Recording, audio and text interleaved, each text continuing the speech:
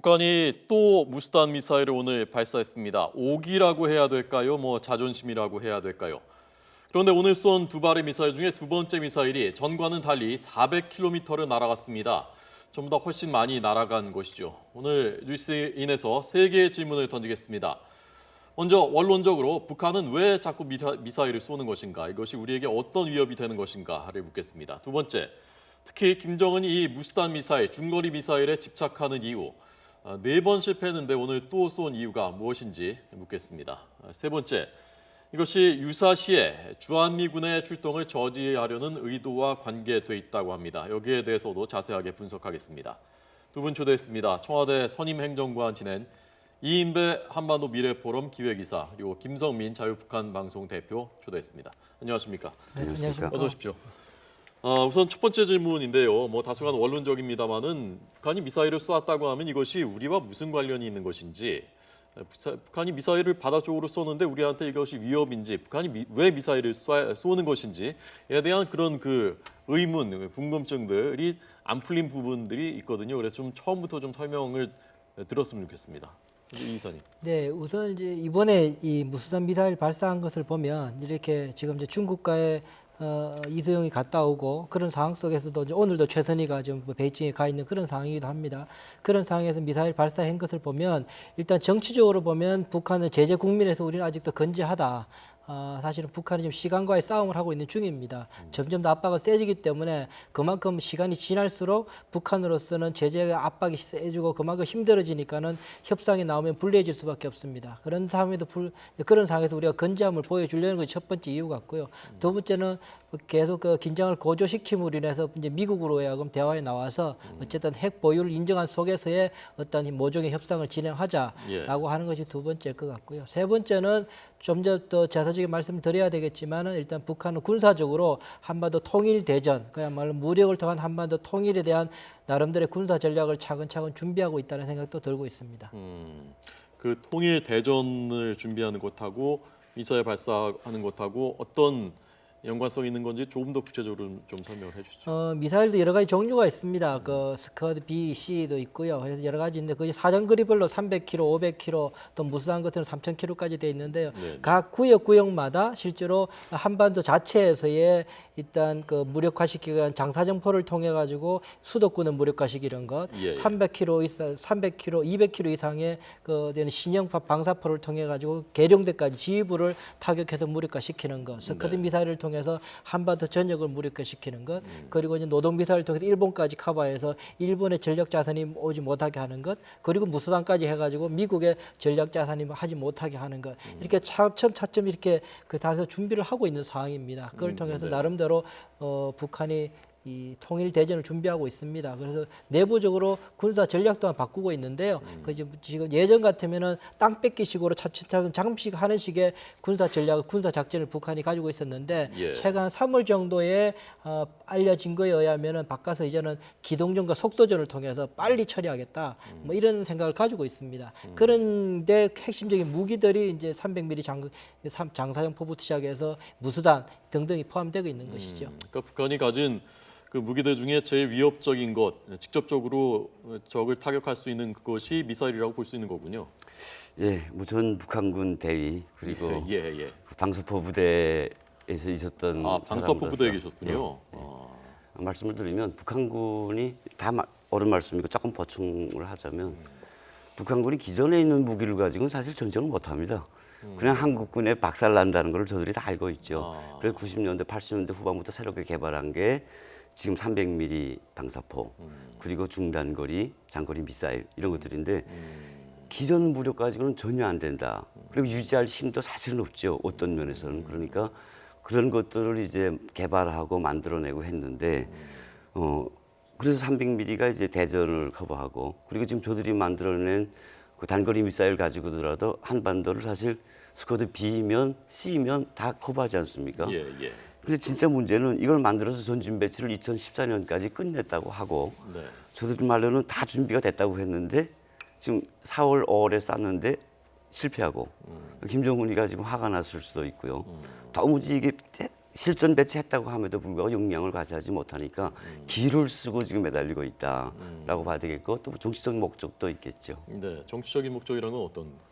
아마 이번에 저 중거리 지금 중장거리 지금 그 무수산 퍼에 미사일에 좀 매달리고 있지 않습니까? 예. 다른 것들도 역시 실패를 하지만 기어이 여기에 매달리는 거는 아마 미국을 의식해서 아마 일본은 지나가고 미국의 괌까지 겨냥한다고 하니까 미국을 의식한 행보가 아닐까. 저들이 한쪽으로는 지금 핵보유국이라고 하고 있고 뭐 미사일에 탑재만 하면 인정은 안 하고 있지만 그래서 저들 딴에는 또 다 준비가 서양화도 됐다고 하고 있으니까 예. 그런 발사체를 지금 계속 꾸준히 날리면서 미국을 향해서 미국 함께 놀아보자. 예. 뭐 대화해보자. 네. 엊그제 저들이 우리 민족기를 통해서 이런 이야기를 하지 않았습니까? 뭐 박근혜 정권만 우리 대화 상대가 아니다. 이런 메시지를 던지는데 동시에 이렇게 소위 미국을 겨냥한 미사일을 꾸준히 실패를 함에도 불구하고 발사함으로써 대화 채널을 소위 미국과 한번 연계해 보려고 하지 않나. 예. 네. 미국을 겨냥해서 지금까지는 북한이 계속 쐈었던 것이 장거리 미사일, 그 위성이라고 주장하면서 계속 쐈었단 말입니다. 그런데 올해 들어서 특히 3월 이후부터 계속 실패하는데도 중거리 미사일 무수단을 쏘고 또 쏘고 하는데 미국을 사실 직접 겨냥하려면 장거리 미사일을 또 쏴야 되는데 중거리 미사일을 자꾸 쏘는 이유, 무수단이 집착하는 이유가 무엇인지 조금 더 보충 설명해 주시죠. 일단 기술적으로 ICBM 이제 10,000km 이상 되는 이제 ICBM을 이제 그 위성이라고 해서 계속 쏘았었죠. 계속 쏘았었는데 뭐 아시다시피 그거는 뭐 위성이 아니라 실제로 이제 그 이제 대륙간 탄도 미사일 ICBM을 위해서 한 것인 건 사실입니다. 여전히 이제 뭐 이번에 같은 경우는 이제 궤도에 안착했다는 이야기까지 들어가 있는 상황인데 문제는 이제 실전 배치돼 있는 수준이 이제 필요한 거죠. 예. 실질적으로 실전 배치를 가지고 일단 공격화시킬 수 있는 무력을 가지고 있을 때 미국으로부터 협상 카드로서 활용할 수 있는 카드인데 일단 그 무수단 같은 경우는 실제 실제로 2007년부터 실전 배치를 30여 개가 되어 있는 상황 아닙니까? 예. 그런 상황 속에서 이제 거기에다가 만약에 이런 여러 가지 실험을 통해서 성공이 되고 그리고 뭐 탄도 중량이 한 650kg 정도 되는 것 같은데요. 예. 아직 거기에 이제 뭐 지금 북한 기술로 거기에다가 핵탄두를 실을 정도 소형화되지는 않았습니다만 네. 본인은 그렇게 우기고 있죠. 북한은 예. 다 소형화되어 있다고 그래서 그렇게 했을 경우에 일단은 무수산이 가장 북한으로서는 현실화된 핵탄두 미사일로서 가장 그 시연해 보일 수 있는 가장 가까운 무기이기 때문에 더욱더 보이고 있는 것 아닌가라는 게 제 생각입니다. 네. 지금 저희가 화면으로 보여드리고 있는 것이 그 무수단 미사일을 발사하는 시뮬레이션, 그걸 보여드렸거든요. 네. 이동식 발사대에서 쏜 것으로 이번에도 이동식 발사대에서 쏜 것으로 전해졌는데 이 무수단 미사일은 전부 다 이렇게 이동식 발사대에서 쏘게 돼 있는 겁니까? 아닙니다. 이동식 발사대도 있고 고정식 발사대도 있죠. 저희들이 북한의 소위 그 군 내부 통신원들의 얘기를 듣다 보면 예. 아직까지 전진 배치가 저들은 끝났다고 하지만 그 고정식 발사대는 발사대와 발사체가 결합이 돼야 되는데 예. 한 개 대대 용량에서 이거를 지금 관리를 해야 되는데 발사대 건설도 채 안 된 것들이 있다고 하거든요. 예. 그럼에도 불구하고 꾸준히 지금 그 전진 배치를 얘기하고 있는데 말씀하신 것처럼 지금 성과물을 어쨌든 내야 되지 않겠습니까? 그래서 꾸준히 이동식 발사대를 가지고 나와서 실험을 하고 아마 성공 소리를 국제사회가 그래도 성공했다고 인정해 줄 때까지 계속하지 않을까. 김정은으로서는 정말 다급하죠. 나름대로 내부적으로도 뭐 미사일, 핵 여기에 대해서 계속 이야기하고 있고 네. 내부적으로도 그것을 정치적 요인으로 활용을 하려고 함에도 불구하고 이게 뭐 성공이 돼야 되는데 전혀 성공이 되지 않고 있으니까 하고 있고 그 고정식 발사대를 가지고 하기는 아직 좀 어렵다고 보고 있습니다. 아, 이동식이 더 쉬운 거군요, 기술적으로. 그렇죠. 이동식 발사대는 그냥 은폐돼 있다가 숨어 있다가 나와서 서해 동서에 있는 발사장에 나와서 쏘면 되니까. 우리한테는 더 위협적인 것 아닙니까? 이동식이 어디 그렇습니다. 탐지할 수 그 없습니다. 저기 그 모든 이제 북한에 있는 전략 자산에 대해서는 우리는 이렇게 타겟팅을 해놓고 있습니다. 군적으로 어디가 위험적인지 타겟팅을 해고 있다. 유사시에 징후가 보이게 되면 그것을 응징하기 위한 조치들을 하고 있는데 이렇게 이동식일 경우에는 그것이 돌아다니기 때문에 그때 당시에 보여야 됩니다. 특히나 이 무수단 미사일 같은 경우는 그 다이메틸 하이드라진이라는 저기 연료를 쓰는데 이거는 30분 만에 주입해서 바로 쏠 수 있게 돼 있습니다. 그렇기 때문에 매우 우리가 이제 정보 자산 더욱더 적극적으로 활용해야 되는 뭐 그런 애로사항이 있는 그런 무기인 건 사실입니다. 네. 근데 이번에 원래 사거리가 3,000km 정도 중거리 미사일이니까 그 정도가 돼야 되는데 그 동안에는 계속 뭐 조금밖에 못 날아가다가 오늘 두 번째 쏜 게 400km를 날아갔다고 하는데 상식선으로 보면 3,000 날아가야 되는 게 400 날아갔으면은 실패 아닌가 싶은데 그래도 꽤 많이 진전된 것이라고도 평가를 한다는데 이 부분을 좀 설명해 주시죠. 이 성공입니까? 절반의 성공이라고 볼 수 있는 겁니까? 일단 기술적인 건 더 좀 따져봐야 될 겁니다. 일단 네. 그 탄도가 어떻게 돼 있는지, 궤도를 어떻게 그렸는지, 더 의도대로 날아갔다면은 그 북한의 의도대로 날아갔다면은 그것이 이제 성공이라고 볼 수 기술적으로 할 수 있는데 아직까지 그에 대한 더욱더 좀 판단이 필요한 것 같고요. 궤도가 어떻게 날아갔는지 더 좀 분석을 해봐야 되는데 우선은 뭐 지금 그 각도를 더 높여가지고 400km 내에 떨어지겠다. 그건 이제 그 원래 이제 탄도미사일이라는 게 포물선을 그리는 것이니까 포물선의 각도를 높여버리면 높이 올라갔다가 짧게 떨어지는 게 되게 그렇게 했다는 것입니다. 뭐 정치적으로 보면은 이번에 김정은이 직접 참관을 했다고 그럽니다. 어떤 식으로인지 뭐 거짓말을 하든 어떤지 그 성공을 시켜야 되는 절박한 군의 사정도 있을 겁니다. 아마 예. 첫 번째는 실패했고 두 번째는 400km 날아갔다고 이제 성공했다고 해처럼 보이는데 예. 아마 더 기술적인 거는 모르겠지만 정치적으로는 어쨌든 성공한 거를 보여하는 절박한 상황인 것이었을 겁니다. 네. 이런 이야기도 있습니다. 북한에서 뭐 들려오는 소리인데 김정은은 기어이 성공시켜야 될 입장이고요. 그리고 그렇게 봤을 때 정말 전략군 사령관이라든가 주변 관계자들이 처벌을 받아야 될 상황입니다. 김정은의 성격상. 예, 예. 그래도 불구하고 계속되고 있고 사실 전략군 사령관이 권좌에 있거든요. 북한 주민들이 북한 군인들은 이런 이야기를 합니다. 성공한 거나 마찬가지다. 김정은이가 김일성을 따라하기를 아주 잘하지 않습니까? 과거에 김일성이 북한에서 금성 트랙터 공장에서 트랙터를 만들어냈는데 예, 예. 러시아에서 가져다가 싹 조립을 했는데 네. 이게 반대로 굴러갑니다. 어, 그래서 김일성이가 성공했다. 성공이나 마찬가지다. 불러는 갔으니까. 예, 굴러는 가수니까 예. 다시 맞추면 앞으로 간다는 건데 예. 지금도 김정은은 김일성을 따라해서 뭐 150km 갔다거나 400km 갔으니까 성공한 거나 마찬가지다. 네. 계속 힘을 북돋아 주지 않을까. 예. 끝까지 해보겠노라고. 이런 어기가 지금 반영된 게 꾸준한 그 무수단 발사라고 생각합니다. 예. 오늘도 2시간 남짓 사이에 한 번 쏘았다가 안 되니까 또 쏴서 결국 400km 날아갔다고 하는데 이것도 굉장히 이례적인 일인 거죠. 지난번에 두 번 쏘았었죠. 예. 두 번 다 실패했지만 어쨌든 한 번 새벽 5시 40분 정도 하고 또 8시 했으니까는요.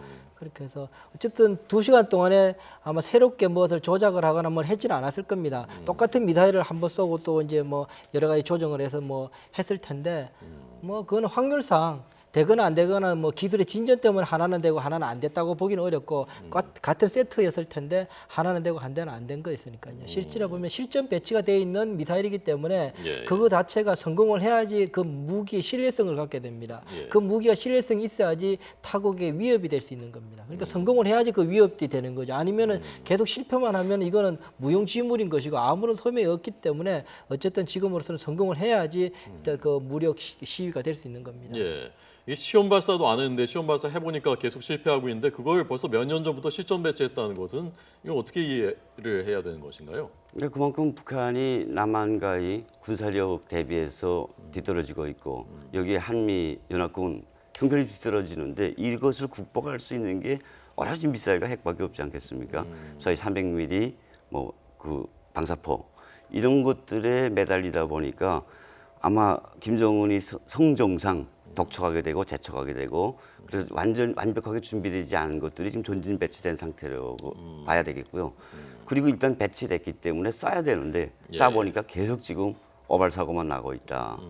아마 이런 책임을 누군가는 져야 될 거다. 김정은이가 뭐 어디까지 계속 뭐 실패하도록 계속 봐줄 것 같지는 않고요. 예. 그래서 북한의 사실 군 당국자, 특히 전략군 사령부도 정말 처져야 하지 않을까. 그래서 저들이 배치는 이미 끝냈다고 얘기했는데 예, 예. 제대로 된 배치가 안 됐다는 게 계속 드러나고 있죠. 네.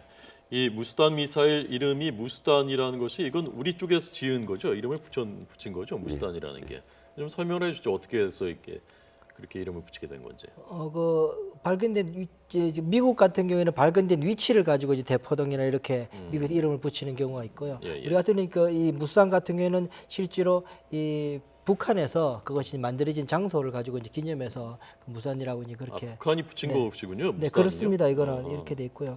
우리 같은 경우는 이제 대포동이나 이런 게 같은 경우는 이제 미국에서 그 위치를 파악해서 거기에 있었으니까 그렇게 붙인 거죠. 그렇게 해서 만들어진 겁니다. 네. 대포동은 그러니까 그 지명을 따서 우리 쪽 네. 한미에서 붙인 거고 네, 그렇습니다. 무스단도 지명이지만 이건 북한에서, 북한에서 직접 붙인 붙인 겁니다. 것이고. 네. 근데 이번에 쏜 데는 또 무스단리가 아니라 네. 원산 쪽에서 쐈다고 원산 하더라고요. 쪽이죠. 네. 원산에서 쏜 이유가 있습니까? 아마 원산 같은 경우에는 동해를 가봐야 되는데 네. 북한이 지금 아주 그 난감한 문제가 그 목표물을 향해서 사실 날려보내야 되겠는데 그걸 못하고 지금 계속 바다로 가지 않습니까? 근데 바다로 갈 경우에 일본이 있습니다. 일본 같은 경우에는 어제 움직임을 포착하고 일본 내각에서 쏘라 그랬습니다. 그 여격하라라고 한 상황인데 아, 요격하라고 했다고요? 예, 그렇죠. 아, 예. 그래서 그 지대지 미사일로 여격을 하라고 했기 때문에 이걸 북한 당국이 이 어제만 있었던 게 아니라 그 전에도 이런 사례가 있었기 때문에 네, 네. 이걸 피하기 위해서 지금 저 탄도를 얼려버린 것 같은데 아, 그러니까 여러 가지 불리한 면에서 하고 있고요. 네. 그리고 저들은 사실 그 기지들이 동서해로 이제 갈라져서 3개 정도가 있지 않습니까? 예, 예. 여기저기서 아마 나름대로 전략적으로 여기저기 한 곳에서만 하는 게 아니고 여기저기서 하는 모습을 보여주고 있는 것 같습니다. 네. 김정은 고향이 원산인 것하고도 혹시 관련이 있을까요?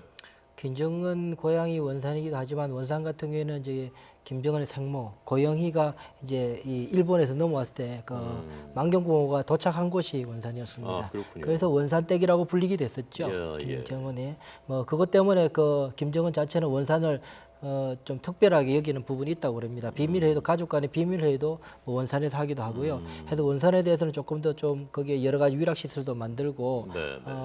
스키장인가요? 그것도 거기도 만들고 하는 등의 그 원산을 조금 키우려 하는 모습을 보이긴 네. 합니다. 물론 이제 고영희 자체가 일본서 온 사람이고 뭐 하기 때문에 이렇게 우상화를 하려고 한번 실패한 적이 있었거든요. 2009년에 그래 했었는데 뭐 그렇게 적극적으로 띄우지 못하겠지만 이제 김정은으로서는 어머니가 어쨌든 북한 땅에 다시금 발디게 된 첫 번째 지역이고 하다 보니까 아마 남다른 곳이었을 겁니다. 그리고 전략적으로 봤을 때 이제 원산을 통해서 이 동해 쪽으로 계속 할 수 있는 상황이기 때문에 네. 일본 같은 경우에는 이제 일본 본토로 넘어오게 이제 지나가게 되면 요격하라. 이게 지난번에도 그랬고요. 요격하라 이제 뭐 그렇게 이야기했던 부분인데 뭐 그렇게 되지 않았으니까 뭐 요격할 필요도 없었고 뭐 그랬지만 어쨌든 그렇습니다. 예. 자, 그럼 마지막으로 저희가 앞서 던졌던 세 번째 질문, 이 무스탄 미사일이 주한미군의 전개하고 유사시에 하고 관련이 있다고 하는데 그 부분을 좀 설명을 해주십시오. 먼저 김 대표님. 일단 무수단 미사일은 일본에 있는 미군 기지에 이제 가 닿을 수가 있고요. 네, 네. 그리고 괌에 있는 미군 기지에도 가 닿을 수가 있지 않습니까? 전략적으로는 아주 북한으로서는 좋은 선택이라고 봐야 되겠죠. 한 발 가지고 미국과 일본을 동시에 지금 협박하고 곧박하고 이럴 수가 있으니까요.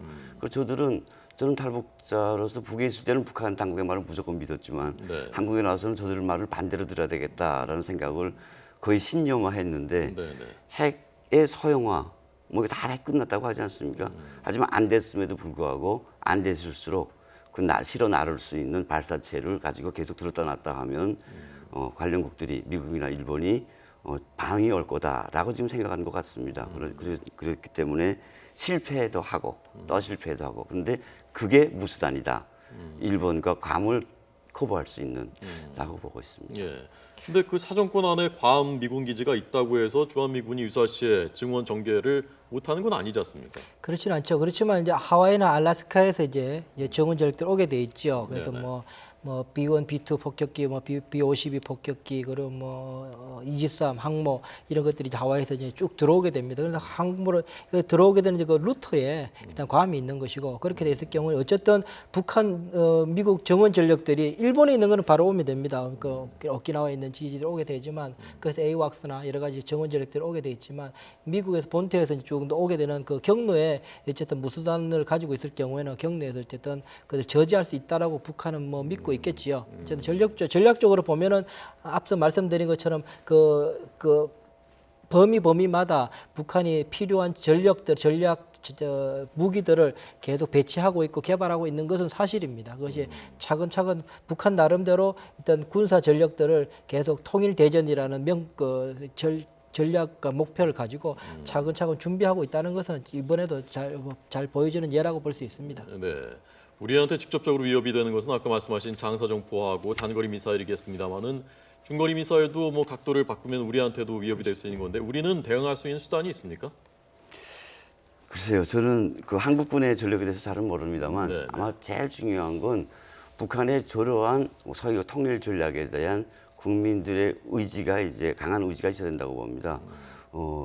탈북해서 저희들이 느꼈을 때 북한이 저렇게 위협을 가하고 겁박을 주면 꽤 많은 생각들이 이제 그 순수 소위 북한이 노리는 쪽으로 기울어 간다는 것들을 제가 목격된 바가 있는데 북한이 그야말로 저희들이 봤을 때는 정말 호장성시하고 없는 것도 있다고 하고 그리고 안 된 것도 됐다고 하는 집단인 것만큼 저들이 저렇게 실험을 가하고 미사일 실험을 하고 핵 실험을 하고 대한민국을 겁박할 때일수록 국민의 단합된 의지 그리고 국민 정서 절대로 용납치 않으리라는 이런 것들이 필요하다고 봅니다. 예, 마지막으로 짧게. 네, 우선 뭐 일대 창과 방패의 그 관계입니다. 창이 생기고 나면 그게 맞는 이제 방패를 만드는 게 우리 한국의 입장이다 보니까 늘 한 발 뒤져서 그것을 보완하는 그런 식이기 때문에 우리로서 늘 이제 부담이 크지요. 도둑이 한 명이라도 경찰이 10명이 있어야지 도둑을 잡는 것과 같은 이치입니다. 그래서 따라서 앞으로 저희들의 군사 전략 차원에서 봤을 경우에도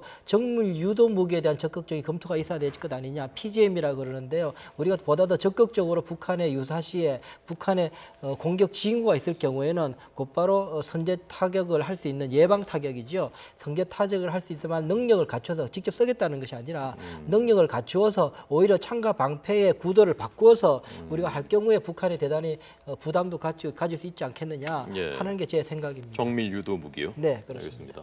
오늘 두 분 이인배 의사님, 김성민 대표님 두 분 잘 들었습니다. 고맙습니다. 감사합니다.